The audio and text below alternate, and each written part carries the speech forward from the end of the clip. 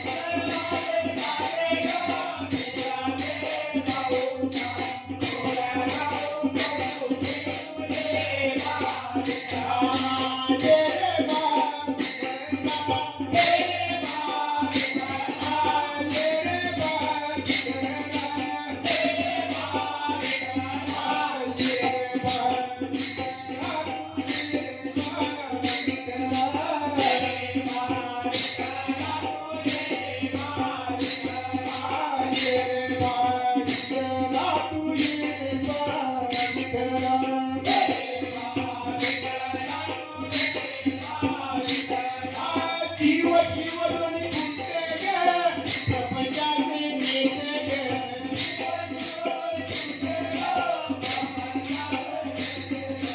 जीव शिवधनी